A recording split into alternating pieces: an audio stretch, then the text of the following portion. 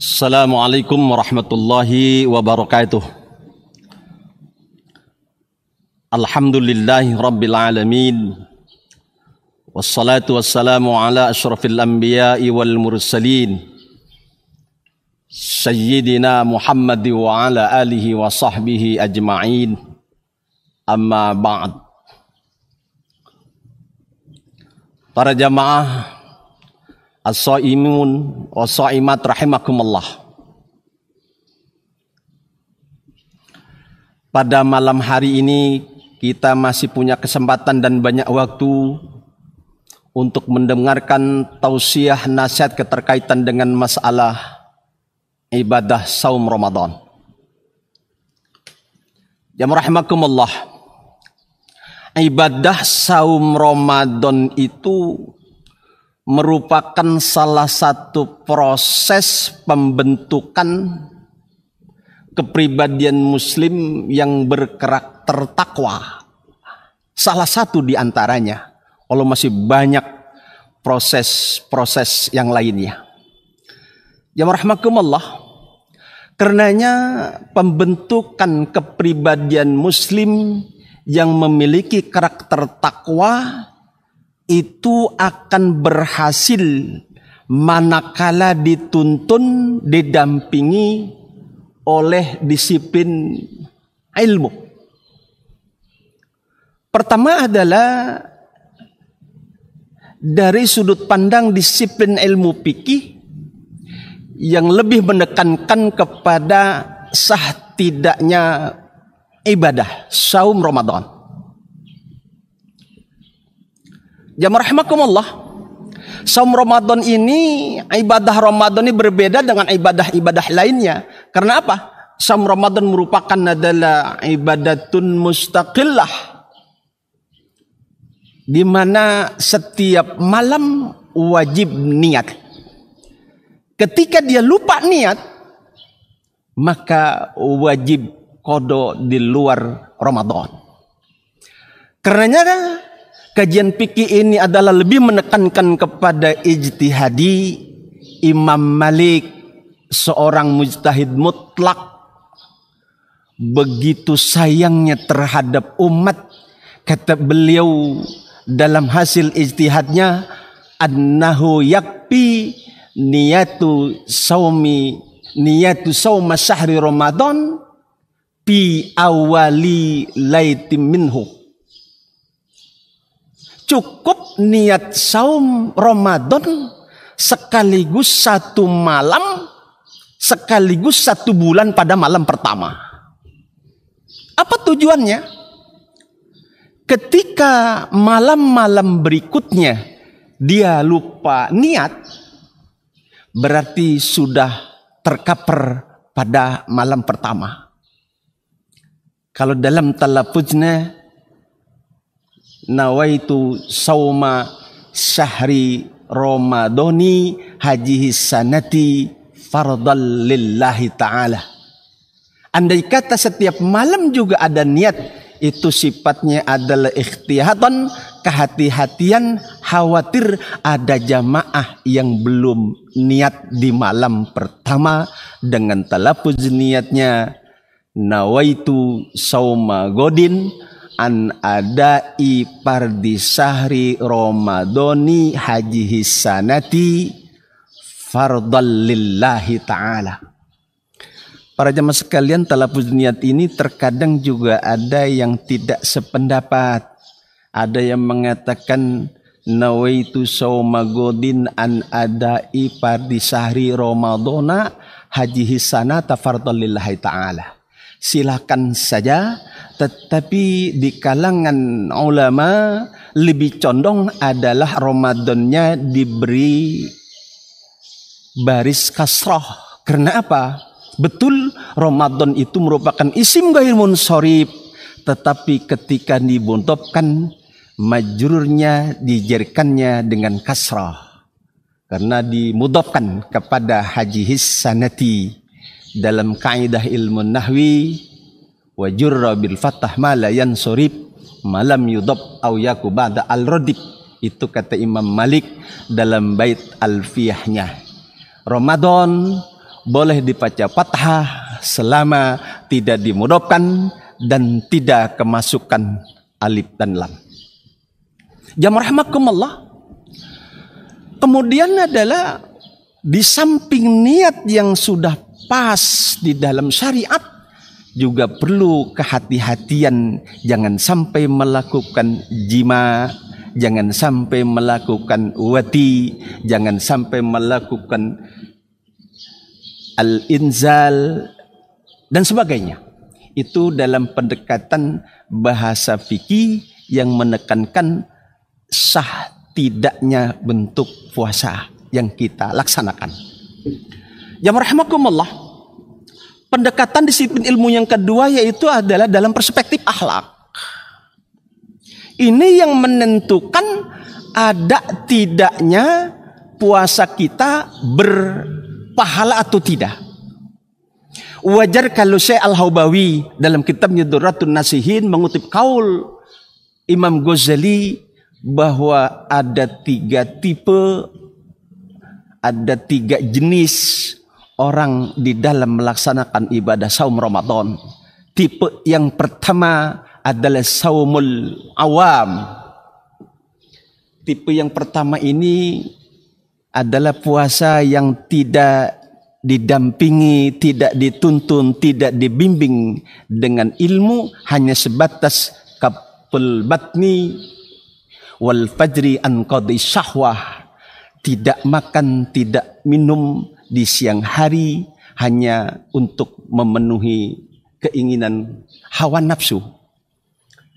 Tetapi yang diinginkan oleh syariat, oleh Allah, oleh baginda Rasul, kata Imam Ghazali yang kau ikuti oleh Syekh Al-Haubawi, minimal buat kita adalah tingkatan saumul khawas. Saumul khawas itu adalah saumul solihin, puasanya orang-orang yang dibarengi dengan ilmu, baik itu adalah ilmu fikihnya maupun ilmu akhlaknya. Tapi dalam hal ini adalah ilmu akhlak. Saumul solihin adalah saum orang-orang yang dibarengin dengan ilmunya, yaitu kaful jawarih anil asam. Mampu mengendalikan indranya yang 7. Syekh Nawawi dalam kitabnya Nasaihul Ibad Al-Jawarih bimana al-a'dau sab'ah, beliau pun mengutip kaul daripada Imam Ghazali. Dan Imam Ghazali bukan tidak beralasan saumus sholihin ini merupakan adalah pendekatan dari sisi akhlak. Beliau menukil hadis baginda Rasul Nabi besar kita Muhammad sallallahu alaihi wasallam yang dinukil dari kitab At-Targhib wa Tarhib. Sanad awalnya adalah Ibnu Umar. Kata baginda Rasul, istahyu minallah haqqal haya. Wahai para sahabatku, milikilah rasa malu yang sedalam-dalamnya kepada Allah. Ternyata di situ ada Ibnu Mas'ud. Ibnu Mas'ud pun jalannya, "Inna ya Rasulullah lanastahi minallah haqqal haya." Bukankah kami telah memiliki rasa malu yang sedalam-dalamnya kepada Allah? Kata baginda Rasul, "Laisa kadzalik." Bukan itu yang aku maksud orang yang memiliki rasa malu yang sedalam kepada Allah. Bukan engkau setiap hari berdekatan denganku, tetapi walakinnal istihya'a minallah haqqal haya, tapi yang dimaksud memiliki rasa malu yang sedalam-dalamnya kepada Allah, antahfadar ra'sa wa mawa'a wa antahfadal batna wa mahawa. Orang yang bisa menjaga, memelihara, memanfaatkannya indera yang ada di sekitar kepala dan juga indera yang ada di sekitar perut. Jamaah rahimakumullah. Ternyata indera yang ada di sekitar kepala itu ada 3 jenis. Yang pertama adalah 2 telinga, 2 mata, dan lisan. Kemudian indera yang ada di sekitar perut adalah kedua tangan, perut itu sendiri, kemaluan, dan kedua kaki. Itulah yang disebut adalah al-a'da'us sab'ah, indera yang 7. Inilah hakikat yang sesungguhnya di dalam melaksanakan ibadah puasa yang harus puasa secara utuh. Itu adalah indera kita yang 7. Bagaimana puasanya indera yang 7? Kedua telinga memperbanyak mendengarkan ayat-ayat Allah. Baik yang sedang dibaca ataupun yang sedang disampaikan yang berupa tausiah dan sebagainya. Sehingga dari dua telinga itu bisa menghasilkan pahala yang sebanyak-banyaknya. Yang kedua, indera yang kedua adalah kedua mata. Dengan mata bisa melihat ayat-ayat Allah, wabil khusus adalah ayat-ayat Al-Qur'aniyah yang merupakan suatu keharusan kita baca.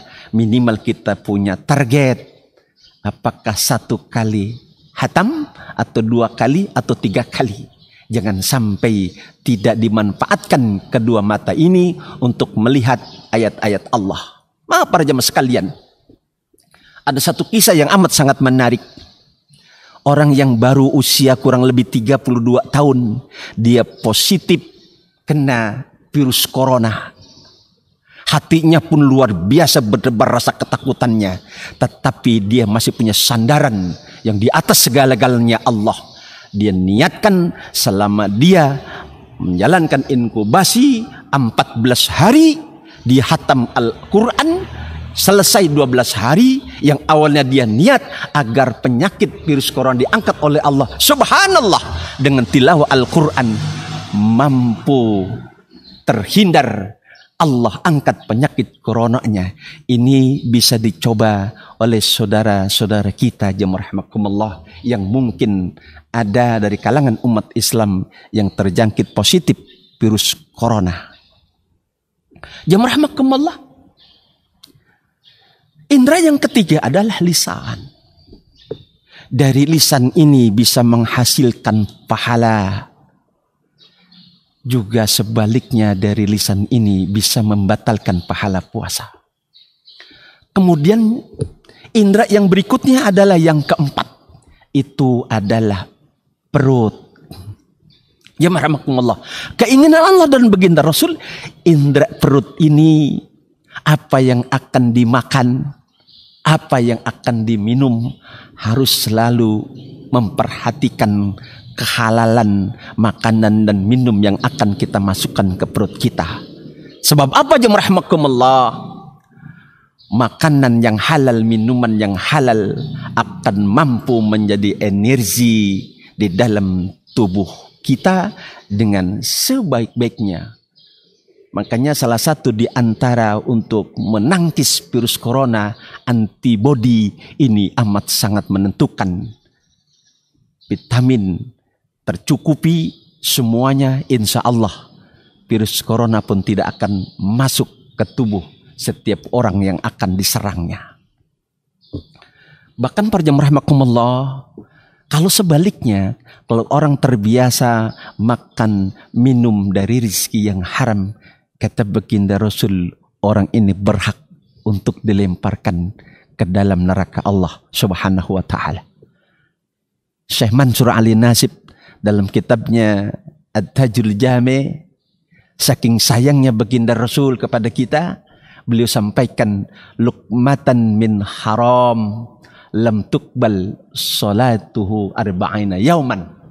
Seteguk air, sesuap nasi dari rizki yang haram, salat tidak akan diterima selama 40 hari. Logikanya, andai kata makan barang yang haram, hasil korupsi puluhan juta, ratusan juta, miliaran, triliunan, secara tidak langsung dia tidak sayang dirinya untuk dilemparkan ke dalam neraka yang amat sangat mengerikan. Ini jemaah rahimakumullah, baginda Rasul begitu sayang terhadap kita umat Islam yang beriman. Yang berikutnya jemaah rahimakumullah juga adalah kemaluan, itu harus dijaga.